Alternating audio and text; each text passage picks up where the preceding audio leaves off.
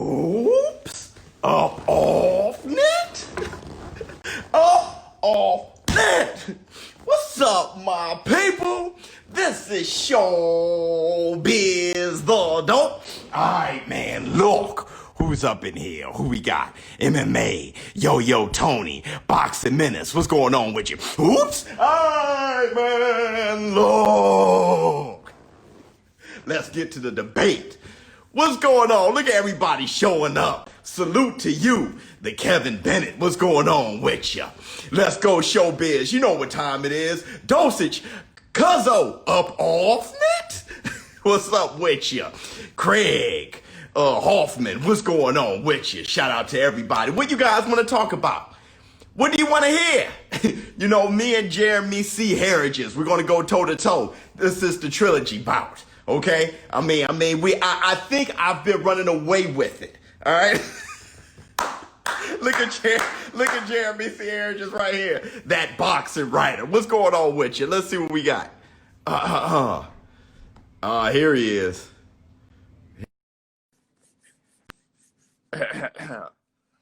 Let's see. I don't see you. I think I added him. I like that mini afro. You know how it is, man. I'm growing everything in. I'm growing everything in. Where's Jeremy at? He showed up and then he left, I see. Let's see. Ask him about Big Baby Miller interview. You know what? We got to talk about that. Jeremy was giving him the third degree.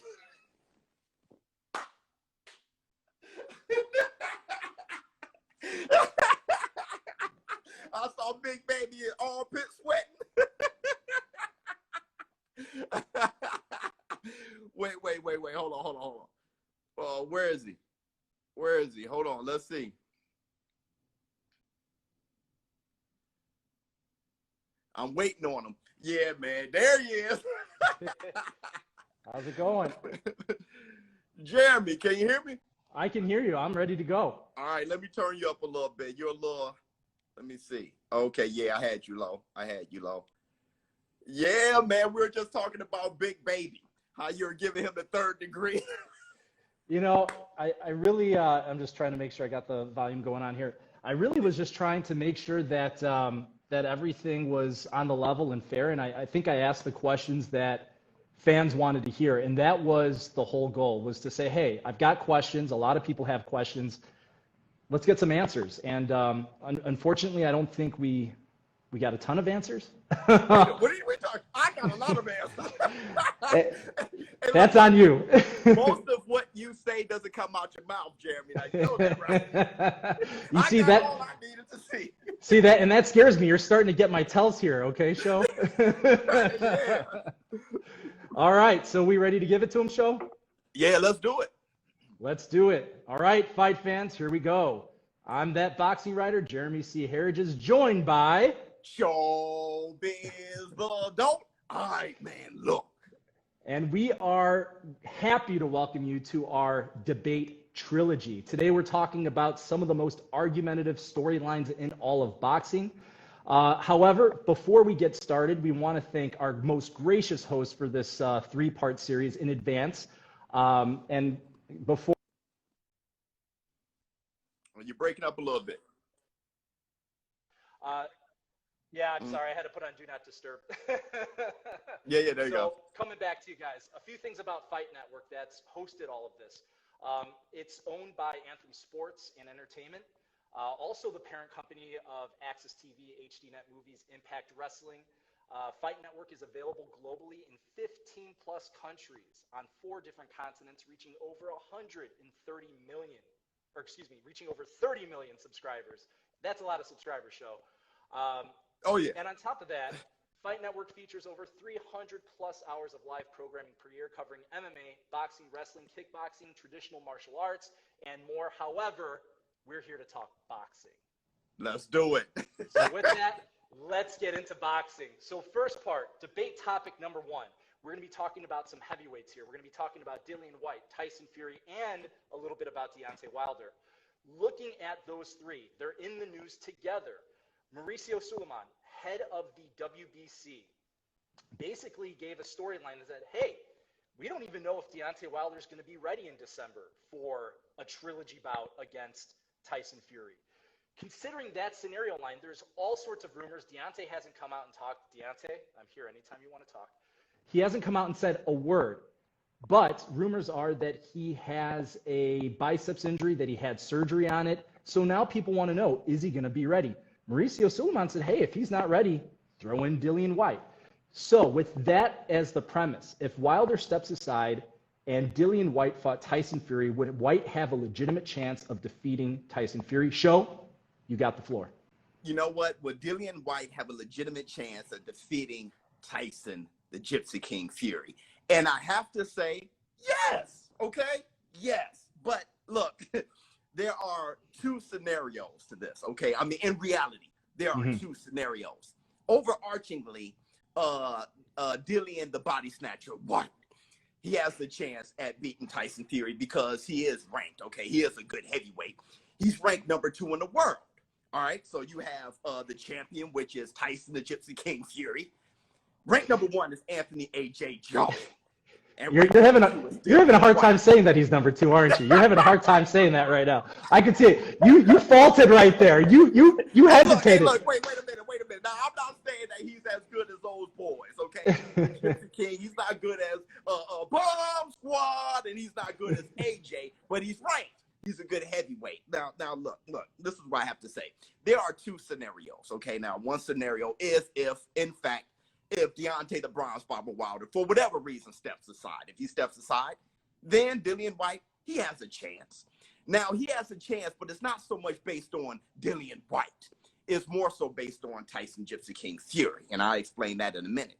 Now, if Deontay the Bronze Bomber Wilder doesn't step aside, and in fact, they do have that fight come December 19th, and Tyson Gypsy King Fury must face his mandatory, which is Dillian Whyte, come February, then Dillian Whyte definitely have a chance. And in my opinion, I think Dillian Whyte should probably be the favorite. Now, let's talk about why he would have the chance in the first scenario. It's all because of Tyson Gypsy King Fury. Now, Tyson Gypsy King Fury, before he fought Deontay the Bronze Bomber Wilder, he fought who? Otto Wallin. Who? In that fight, Otto Wallin almost stopped him. Now, why was that? Why was it such a dangerous fight? Otto Wallin gave him a bigger fight than Deontay the Bronze Bomber Wilder did. Why was that? Because Tyson Gypsy King Fury was looking past Otto Wallin into that Bronze Bomber fight.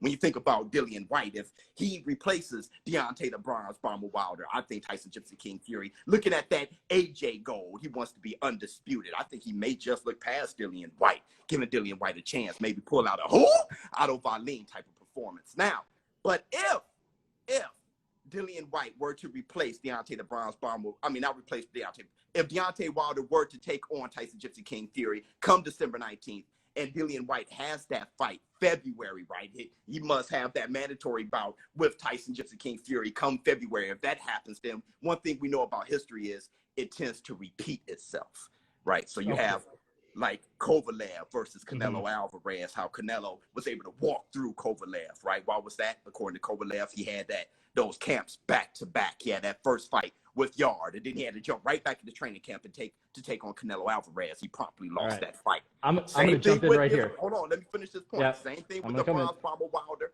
He tried to slide in that Luis Ortiz fight. He had that 2-month turnaround. He had to fight Tyson Gypsy King Fury. Tyson Gypsy King Fury walked through Deontay the Bronze Bomber Wilder. I'm saying if Tyson Gypsy King Fury were to take on Deontay the Bronze Bomber Wilder come December 19th and then have to fight Dillian Whyte come February, I'll be putting my money on Dillian Whyte. Okay.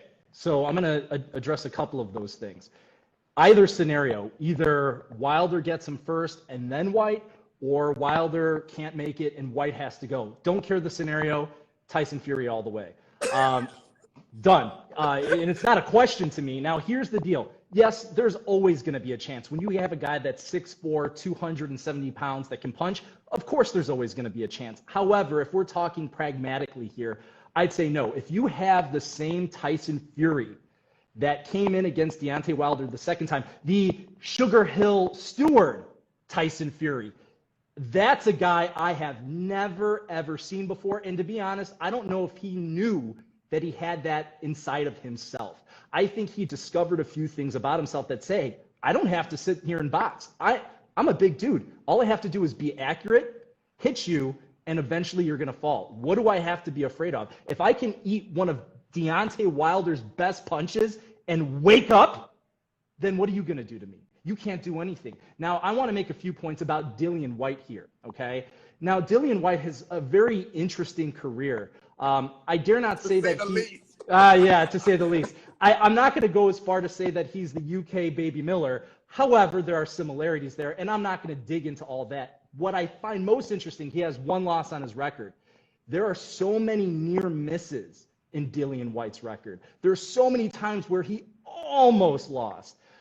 We can go back to 2 fights with Derek Chisora, right? If you talk about Derek Chisora, it's incredible what happened. The first fight, you could argue he lost on points. Yes, he won, but it was a close fight. The second fight, he was down on the cards and then pulled out the knockout victory.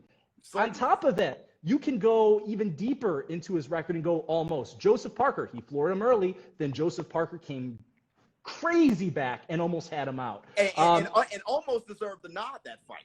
Almost you deserved can the argue, nod. You can argue that Joseph Parker may have won that fight. Most definitely. And that's my point, that his career and his numbers, when you look at them, yes, they're very nice, they're very appealing. However, there's something there, almost not an asterisk, but hey, let's look at the fights and look at the history. Now, let's look at, don't have you mentioned, Oscar Rivas almost ended him too. So you've got, how many guys did we talk about that almost ended him? Yes, almost doesn't count. However, eventually it's going to catch up to him, and I think Tyson Fury is going to be the guy if he even gets there, but we'll talk about that a little bit later. One thing. Hold on. Go for it. All right. I got to come back. All right. You go to me, I'm going to go to you. Now, go for it. Let me tell you something about Dillian Whyte. Now, understand what I said had very little to do with Dillian Whyte. It had everything to do with Tyson the Gypsy King Fury. But if we're going to talk about Dillian Whyte, I agree with you. He is no stranger to the canvas, okay? He's been dribbled off the canvas. The thing about Dillian Whyte is this. I heard Errol the True Spence say the same thing that I'm about to say about Showtime Sean Porter. He said you always have a close fight, no matter who you're fighting. That's Dillian, the body snatcher, Whyte. Dillian Whyte, close fight with Joseph Parker. Dillian Whyte, close fight with Chisora. Dillian Whyte, close fight with Oscar Rivas. Hell, Dillian Whyte, he dropped AJ. I mean, he hurt AJ, and AJ went on to knock out Dillian Whyte. Then Dillian Whyte had a close fight with who? Who was the guy? The last guy he fought. What was his name? Marius Wack. Yes, it was a close fight. He had a close fight with him. But my point is this. Dillian Whyte always has a close fight, no matter what. If he's fighting a D-level opponent, it's going to go tooth and nail. If it's A-level, it's going to go tooth and nail. He's going to fight Tyson Fury tooth and nail. Only point that I'm going to make here, and then we're going to dance over to something else about Dillian Whyte. As far as one thing that you said there, close fights. Yes, he's getting older, and when you fight to your opposition, that's not always a great characteristic to have. On top of that, right now, I don't like the way that he's been looking over the last few years. If we have one stat here, he weighed in the 271 against Marius Wack. Okay, 271. He looked sloppy. He looked out of shape. He looked bad. Wait, what was the guy's name again? Marius Wack. Okay, thank you. Okay, there you go. I'm here all day for it. Now, on top of it, he looked sloppy. He looked bad. He looked slow. It was an ugly fight. Now we have to assume, we're hoping that, he's going to magically whip himself into shape. He has not weighed south of 250 pounds since before 2018. And that scares me. I see him ballooning up. Now, Tyson Fury proved that, hey, when you're 273, you can still fight. Tyson Fury is also 6'9", and he also put on a ton of muscle for that fight. And boy, did he have us fooled. So I really am skeptical about how is Dillian Whyte going to look in the future. But let's talk a little bit more about Whyte, but under a different context. Debate topic number 2. Now, before we can even talk about Whyte fighting anybody, he's got a fight scheduled already, and it's coming up very soon. Whyte has to fight against Alexander Povetkin, former champion, on August 22nd. Now, I'm going to kick this one off as far as what are Povetkin's chances of spoiling Whyte's WBC title dreams, okay? And I'm going to kick this one off. So as far as putting a percentage on Povetkin, right, I look at him and I always think he is always going to be dangerous. You're talking about a guy that has skill. Not every heavyweight has skill. I'm happy you said that. I'm right? happy you said that. And if we look at his track record, he had a very good amateur background. Before he was even an amateur boxer, he was an amateur kickboxer and a world champion as an amateur at that. So That this means guy, he's a fighter. he's a fighter and he's athletic. Yeah, he's not the biggest heavyweight in the world. He's only 6'2". He'll put in a good 235, but he's fit and he's strong, and he doesn't get enough credit for that athleticism. Now, also looking at Povetkin, to be honest, I'd probably give him a 30 to 40% chance of winning. Okay? 30 to 40% chance. It's pretty good because he always has a puncher's chance. He only has 2 losses on his record, right? Say against who, Jeremy? Against Vladimir Klitschko and against Anthony Joshua. 2 top heavyweights. Right? And eating that power, he was doing pretty good against Joshua before his lights got turned out. But beyond that, I mean, he really was looking very good. He fought against Michael Hunter in his last bout. It was a draw, but he fought well against a guy that's almost 10 years younger than him. If he can put up a good fight against Hunter, he can put up a good fight and go the distance. But I have a feeling that those 2 guys aren't going to go to the distance. I think someone's going to sleep. Show, take it. Well, you know what? You said something that was very interesting, and we just got some news that just came in as far as Dillian Whyte. Now, Dillian, the body snatcher Whyte, he did his trainer is no longer with him. The guy that's been with him for 4 years. Yeah, so that has something to do. Maybe he turned over a new, who knows? But let's take Dillian Whyte for what we know. Let's take Povetkin for what we know. Like you said, Povetkin, one heck of a fighter. Getting a little long in the tooth, though. Now, here's my thing about Dillian Whyte. Like I said before, he fights to the level of his opposition. It's going to be another close fight. It really doesn't matter. Povetkin, you know, being one heck of a fighter, which he is. But if Povetkin was a great F fighter, it's going to be one heck of a fight when it comes to Dillian Whyte.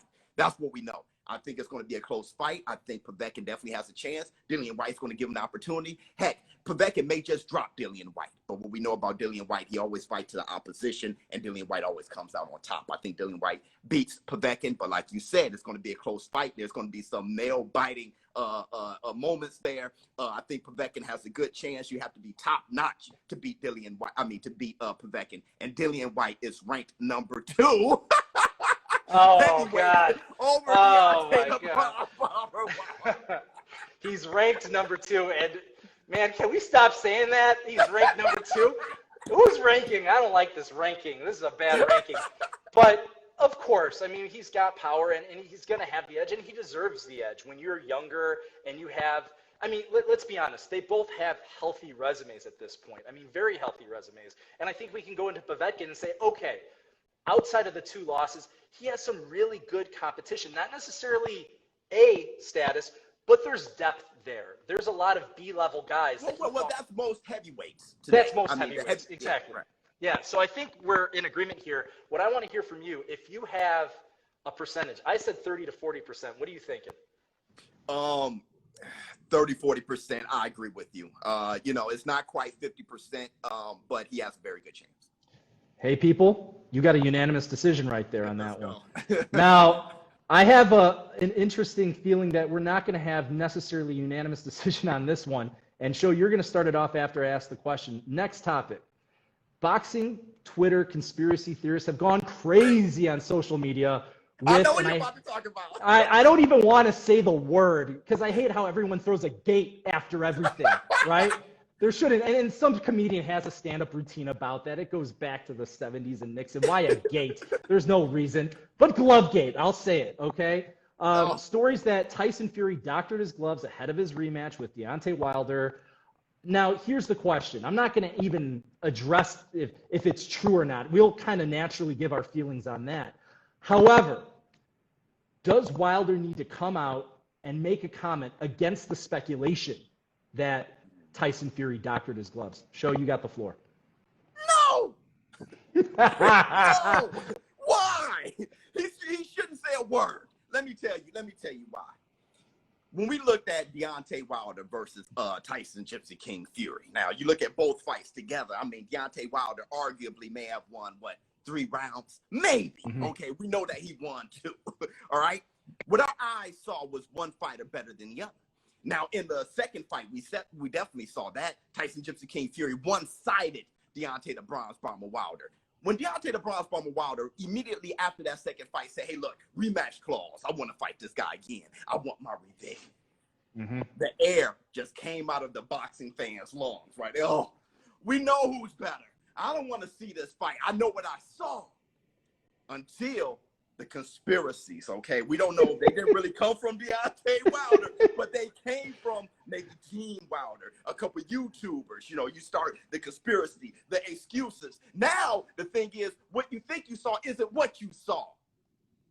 What happened really was Glovegate. His Glovegate 1, Glovegate 2, his costume was too heavy. Someone spiked his water. All of a sudden, now you have the big market. The reason why the third fight may be anything is because we're all leaning on that conspiracy now. Not we, not you and I, but the casual boxing fan. Yeah. Tyson Fury, he cheated.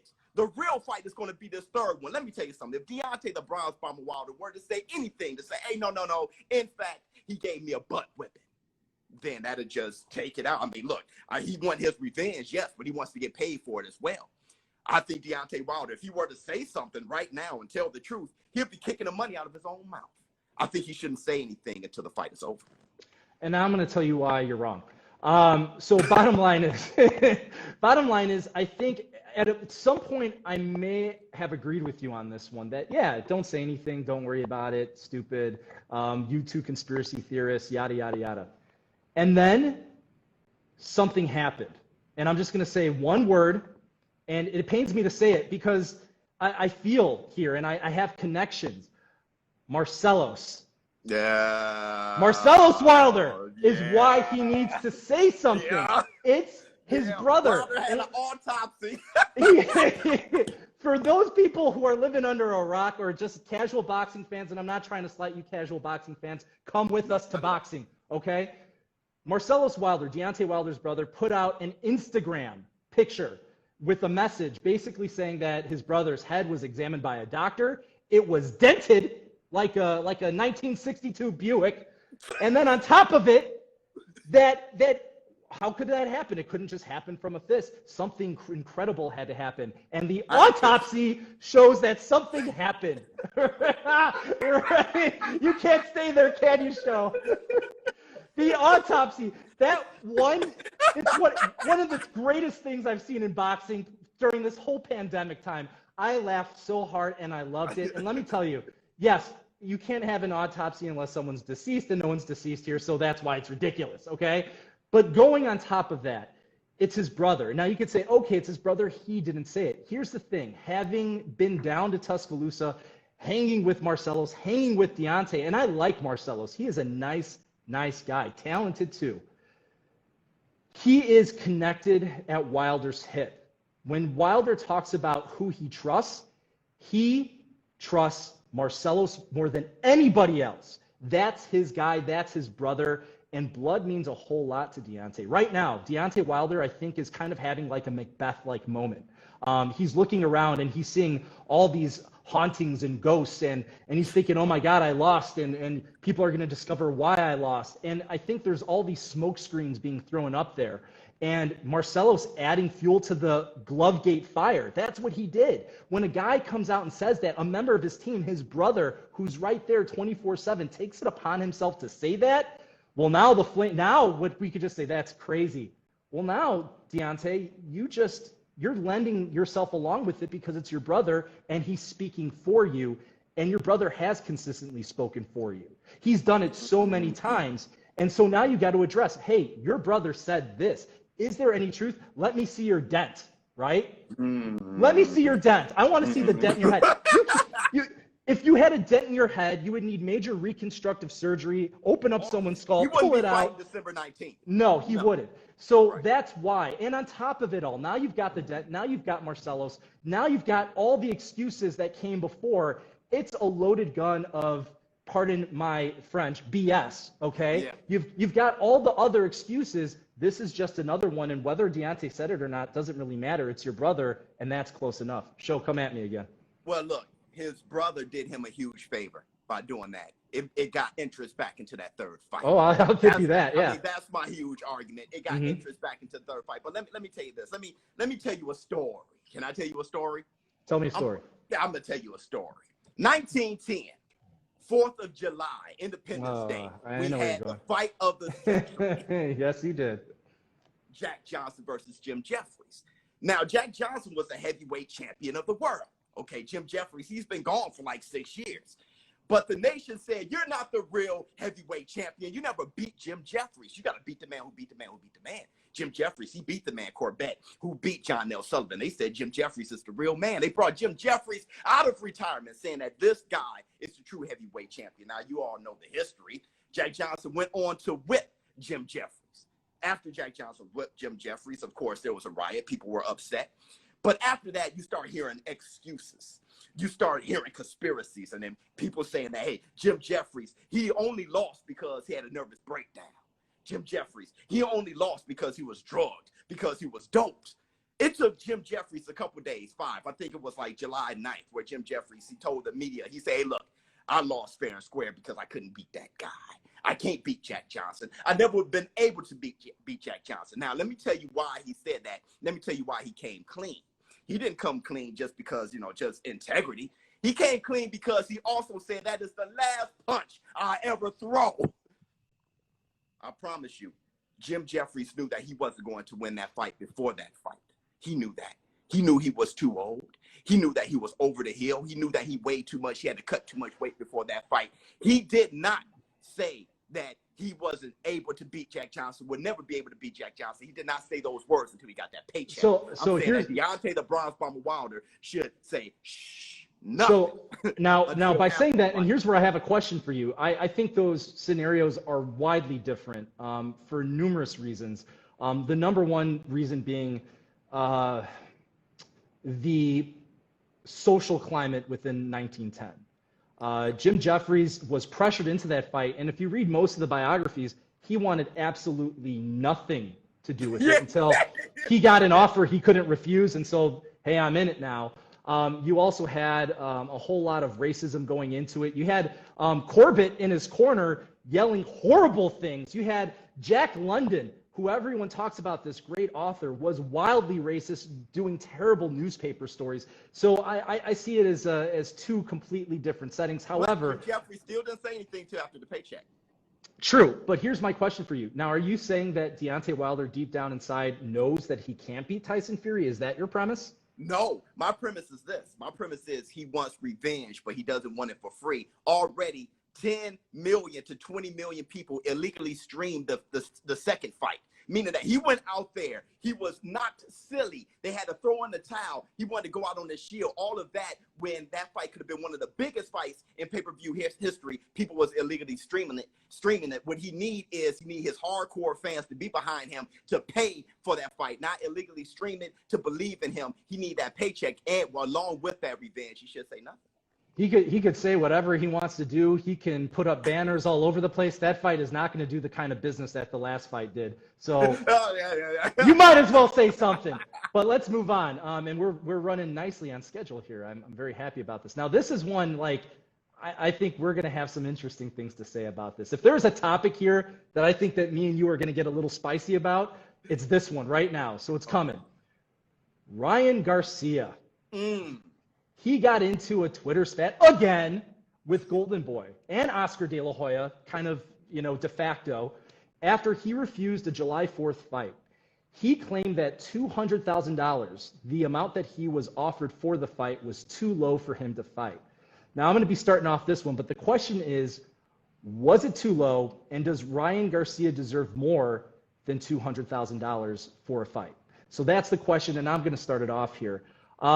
I'm going to say right now, no, he doesn't deserve more than $200,000.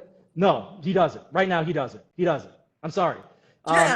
He does not deserve $200,000, more than that right now. Now, hey, ideally, in circumstances where there's a crowd and there's people at a live gate, then yeah, he most definitely does. Now, let's look at his track record right now. Let's look at the history of Ryan Garcia. Don't get me wrong. I'm not trying to take anything away from Ryan Garcia. He is talented. He's got all the tools. He's marketable. He's good looking. He's young. There's so many reasons why you can like him. Money, Jeremy. What you talking about? No. We're going to get there. So here's the thing with Ryan Garcia. There's a lot of reasons to like him. But again, if you're going from Golden Boy's perspective, We're talking about merits, skill merits. If I'm going to pay a fighter, I'm going to pay him based on what have you done for me in the ring. That's Golden Boy's perspective. And let me tell you something. They're also businessmen here. That's what promoters are. Now, I do not like sticking up for promoters because I think that they hurt lots of fighters. However, Ryan Garcia is not getting hurt here. And I'll tell you why. He's already, if you look at his two biggest paydays, his last two fights against Duno and against Fonseca, he made the same amount in those two fights after he renegotiated and got a brand new contract and signed a 5-year deal with Golden Boy. Okay? Those two fights, he got paid $250,000 apiece. 250 there, 250 there. I think, hey, okay, you got paid 250. Now he's asking for 500,000. That's the report. How? He wants 500,000. I'm sorry. Let's think about this. You're not going to get a 50% raise during a pandemic when Golden Boy doesn't even have fights right now. They have not staged a fight. There is no live gate. So why am I going to pay you double what you made your last two fights after we renegotiated your contract? And by the way, in your contract, it says your minimum is 200,000. That's what the contract says. If he didn't like it, then I'm sorry. This is the same contract months ago, 5-6 months ago. He was saying, it's a great contract for a prospect. It's the best contract out there. And I'll tell you after I hear you speak a little bit, and I'm going to give you your time, I'll tell you why he's switching his tune right now. Show, you go for it, though. Okay. Let me tell you something. I'm going to lean a little bit on our boxing consultant here from Fight Network, Adrian Clark, okay, AC. Mm-hmm. A shout out to you, AC. For years, AC has been telling boxers to protect themselves at all times. He said, protect yourself at all times, inside and outside of the ring. Now, Ryan Garcia, being a young kid, maybe he grown wiser. Maybe he grown smarter. Because I tell you this, that $200,000 isn't $200,000 at all, Jeremy. Now, what Adrian Clark broke down and protect yourself at all times was this. What, 33 up to 33% goes to your representation. You got 10% going to your trainers. You got a certain percentage going to the sanctioning body. All of that. The taxes wasn't even taken out yet. This guy can end up with 70 grand in his pocket. Sure. Yeah. He knows how much he's worth. He knows how many bills he got. He knows how much money he has to make this year. Fighters are only fighting, what, like twice a year? This year's almost over. COVID done damage. Okay? So he knows how much money he has to make. And if you look at what happens to boxers time and time again, one thing that Floyd Money Mayweather did was help bring a little bit of that to light, maybe a lot of bit of that to light. You got ex-lineal heavyweight champion Michael Moore. He announced that he's broke right now. Sweet Pea Whitaker, okay, rest in peace to Sweet Pea Whitaker, passed away broke, one of the greatest lightweights of all time. Maybe Ryan Garcia saying, hey, look, I don't want to be like those guys. Maybe he grew a little bit wiser. Maybe he increased his brand a little bit. He understands that he's a business himself, that what he has between him and his promotional company is a business contract between one business and the next. But I tell you this, the most important thing is Ryan Garcia, he's knocking on 22 right now. What, he's going to be 22 next month?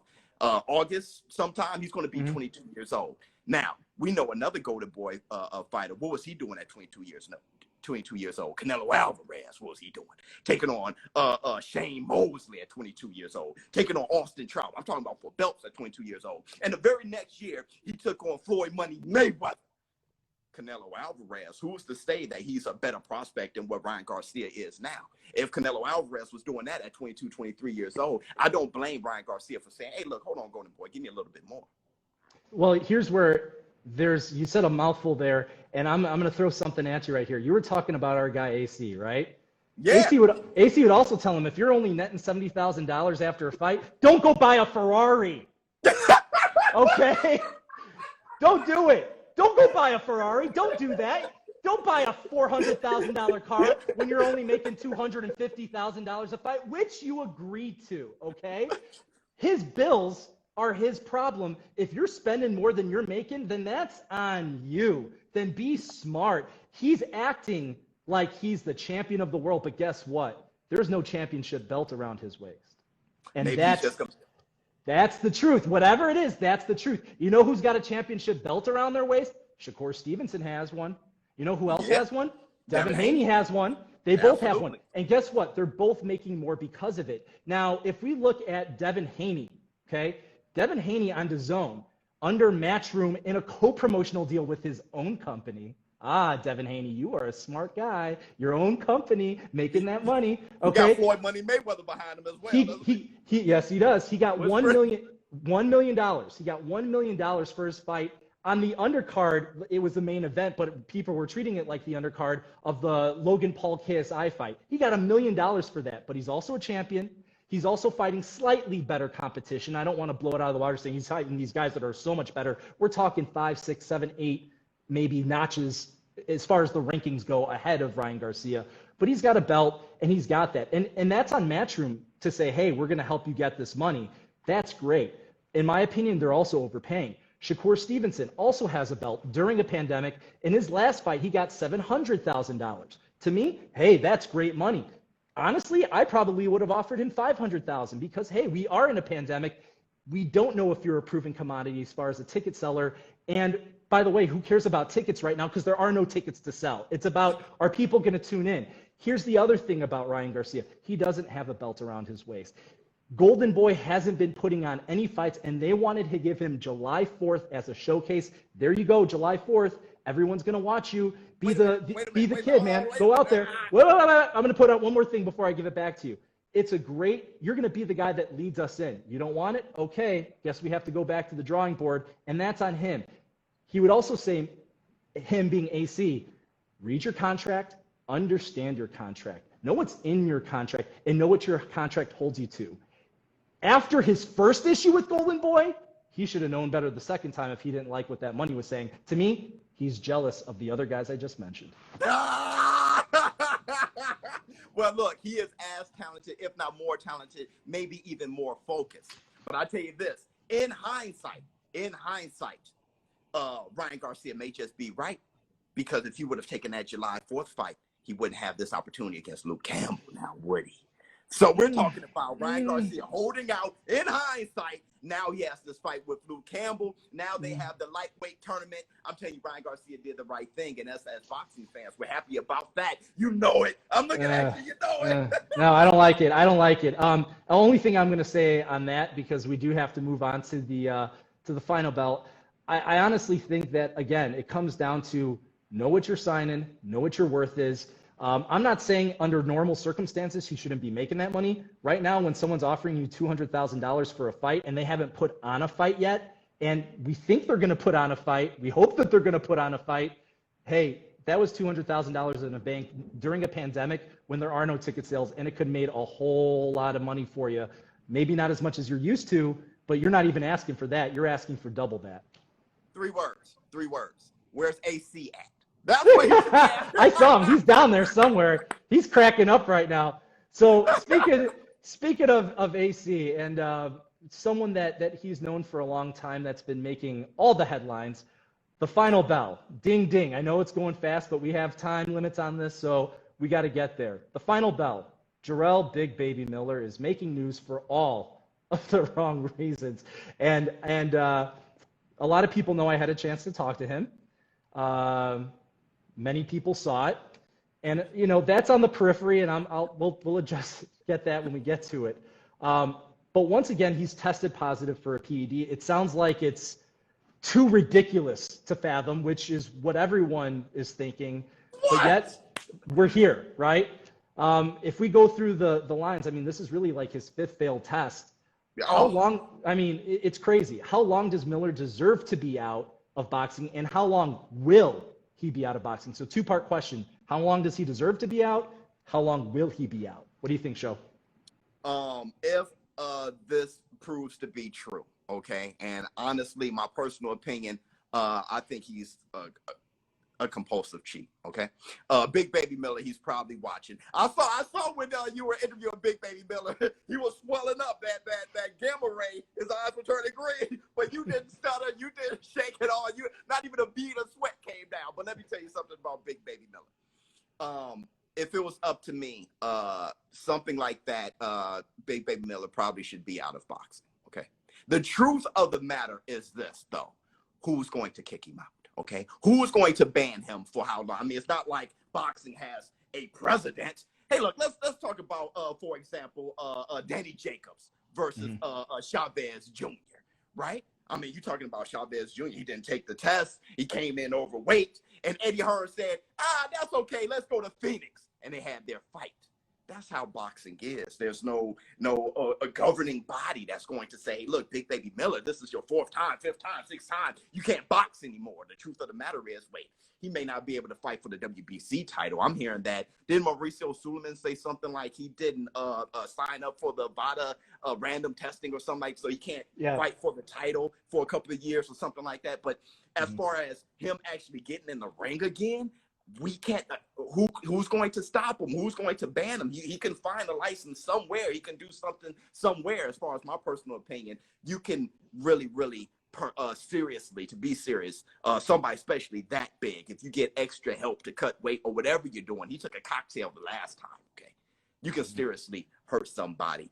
That type of mentality, not just his physical abilities, but the type of mentality to know that you're doing that with yourself, to step into there and to physically, impose your will on somebody. I mean, what type of person that is. I think he should have an evaluation. I think he should check himself out seriously. I think he should be asking different questions than what is GW 1516. I heard him trying to educate you on that. I think he should be doing some things other than that. But the truth of the matter is, who's going to kick him out, Jeremy? So what? How long do you think he'll be out of boxing? How long until he has the next fight? 2 years. Okay, and I think you said a lot there that I'm gonna agree with. Only thing I'm really gonna do is maybe add some food for thought here. How long does he deserve to be out? If you go 3 strikes, you're out, then, hey, I'm sorry, you should be done. We can't trust you. That's how long he probably deserves to be out. Now, here's a problem. As you said before, who's going to do it? There is no precedent, right? There isn't, there's nothing like this before. And in the United States, we do not have a national governing board for boxing. It's state by state. Yes, you have an ABC where they all get together and they all talk. However, they all do their own thing. They all govern themselves, and they do wildly different things for wildly different reasons. UKAD, right? If we go in the UK, I'm not a huge fan of them. They have their shortcomings. However, what I am a fan of is that they do have a national governing board. They do have a set of rules, and they do say, hey, when you do this, you do this, you do this. Now, don't get me wrong, people, especially the people from the UK that I love and I talk to all the time. There's a lot of problems with the UKAD too. They haven't been fair and they haven't been balanced in the way they approach things. They haven't been smart. And there's, I hate to be a conspiracy theorist, but there's only so many things I can say about it. Even looking at a guy like Tyson Fury, who I don't want to beat up and be a punching bag because of his mental health issues. And I think deep down he's a good person. But when he and his cousin, there's a past. When he and his cousin tested positive for a PED, what issue did you have there? You had the issue that, it was tainted meat. It all comes back to tainted meat. It was wild boar that had not been castrated, which means that I don't know what that means. Bottom line is, that's not a good excuse. It went on for years and years and years. And finally, UKAD said, we're going to go bankrupt, and you've been out of boxing for as long as we were going to penalize you, so come back. That's a problem, and I don't like that look. Now, the other thing I want to say, too, as far as this goes, how long do I think Miller, going back to him, how long do I think he'll be out? I think you're right. I think 2 to 3 years. Michael Woods, NY Fights, had an article that came out where he talked to a source, and the source said, yes, they're going to do 1 to 2 years, NSAC is going to do. And he said if they do 1 year, that's not going to be good enough. 2 years is probably where it's going to be, and I thought his logic made a lot of sense. Unless you set up a set of rules that you're going to follow every single time, I have a hard time saying, hey, this is the ball game now. We didn't have it before, but now you're in it. By the way, you're ejected. You didn't have the rules before. You can't make them after the fact. So boxing needs to get its game together, and they need to make rules so that way there is a clear-cut answer. Show, what do you got to add?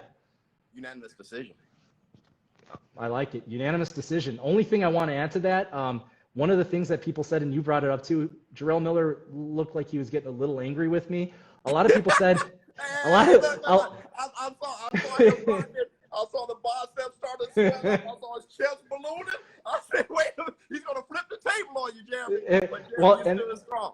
I tried. And the thing is, a lot of people said, I bet you if you were face-to-face with him, you wouldn't say the same thing. I don't know about that. And to that, I'd say, of course I would say the same thing. And here's why. If something happens, I told one person this on Twitter, I hope that I don't have to fear being assaulted by somebody because I asked them a question. Every person that I ask a question to is free not to answer it. And he didn't have to answer it. But I kept it coming at different angles, and he gave me a response. If I was with him face-to-face, I would ask the same question. It's his choice how he reacts to that. One quick story, and then we'll conclude here. Before the Otto Wallin fight, which you brought up with Tyson Fury, I was on the phone with Tyson Fury, and I did a story on him for fansided.com. And I did ask him numerous questions about his failed test back in 2015, 2016. What happened with that? Tell me something. And he gave me very smart answers. You know, I was out of my mind at that point. That was a long time ago. You know, it's been settled, and I'm moving on. Every single time I asked him, hey, you know, there's nothing else I can do. I can't sit there and beg for an answer. You're going to give me the answer that you give me. There's only so many ways I can ask. And if you keep giving me the same response, then so be it. But I asked him too. I don't know. When you looked at Big Baby Miller, I'm not sure if you're looking at a guy who's rooted in reality. Well, that's the difference. Yes. Big Baby Miller seems to be a guy who he was so concerned about you and the fighting public and, you know, all the boxing fans and anybody who chose to watch or be aware of what was going on. He was more concerned with the definition of GW 15-16, separating that from steroids. Forget that. The fact of the matter is you cannot take the stuff. Now, and he really focused on GW 15-16 when the last time against AJ, it was a cocktail. There were so many things that it was a stem cell shot, right? When you focus on GW 15-16, I think that was irresponsible. I think that he should be rooted more in reality. I think he should take into the fact, you know, just how serious boxing really is and how boxing, there's been many times when boxing was almost canceled. There was people that was trying to get rid of the sport because you have fatalities and stuff like that. Boxing can be dangerous. Big Baby Miller, you're not helping the sport. You need to get a psych evaluation, something like that. You need to be rooted in reality. You need to take all these things into consideration and forget about the definition. We got Google. We know what GW 15-16 really is. And last thing I'm going to say about it, you know, I wish that the truth were that it was a false positive or it was a tainted supplement. Unfortunately, the facts aren't pointing to that. And the facts are that you tested positive, you're responsible, and that's what's going to happen. And regardless of what happens, I hope he can look himself in the mirror. And if he does have a problem, I hope he gets the help that he needs. And ultimately, you know, you're a family man, you're married, you have kids. Hey, I hope that whatever problems he has, I hope he can get them straight. I hope that he can get the help that he needs. Ultimately, that's the most important thing here. Maybe you're the man to help him. Talk to him, Jeremy. Hey, I'm always happy to talk to him. So let's go on to the last part here. That concludes the trilogy. We've done this 3 times during this whole pandemic. Show, if you have anything as far as plugs or any final remarks, and then I'm going to say a few. Yeah. I'm looking at you. You don't have any cuts, no bruises, no black eyes. You did pretty good. You hung in there with Showbizz the Adult and the Showbizz the Adult community. We ganged up on you, okay? You can tell when you look at the comments. You know, you don't have a mark on your face. You're still pretty. Go ahead, Jeremy. Nice way to hang in there. What I want to say is if you want to go by my YouTube, I got a YouTube channel, Showbizz the Adult. Go by there. Facebook, also Showbizz the Adult. My Instagram, Showbizz_the_adult. So check us out. Also, pick us up. Where AC at? Dark Horse. Pick up Adrian Clark's book, man. It's fantastic. His life story. You let it all out. You're very transparent here, AC. And we call you AC because you're so cool. That is true. For people, if you want to come see more of me, you can check out fansided.com, or you can also find me on Twitter at @ABoxingWriter, Instagram at @ThatBoxingWriter, also Facebook at @ThatBoxingWriter, and obviously to our most gracious host, FightNet. A few things about FightNet. Obviously, you're watching right now on FightNet, Fight Network. You can also find them on Facebook at Fight Network. And on top of that, you can also find them on Twitter at FightNet. A few things about Fight Network to also add in there. On top of all the things that we said about them in this platform and why we enjoy it so much, it's available across the U.S. on Altus, Suddenlink, CenturyLink, NCTC systems, as well as Roku, Apple TV, and of course, all Amazon Fire devices. And of course, they are going to have current live boxing coming back, which includes Golden Boy's Thursday night fight series. Let's go. Let's go, right? And final shout out to Adrian Clark. Obviously, you can find AC at AC_Clark. And if you've enjoyed these debates, to everybody that's been watching, then buckle up, because Adrian Clark is developing a weekly TV boxing debate show for Fight Network as we speak. That's right. Show and I plan on keeping this boxing shenanigan deal rolling on television. We are going to be coming to television, baby. We are going to be there. So that's under development right now. It's in the works. Hopefully it'll happen sooner rather than later. So make sure to stay tuned to all of Fight Network's website. Adrian Clark, the man, the brains behind the operation, making it happen. Look at social media, and guess what? You'll be finding us on TV somewhere. I'm not through with you yet, Jeremy. I'm not through with you yet. You know, kind of like Batman and the Joker, we may be doing this till the end of time, show.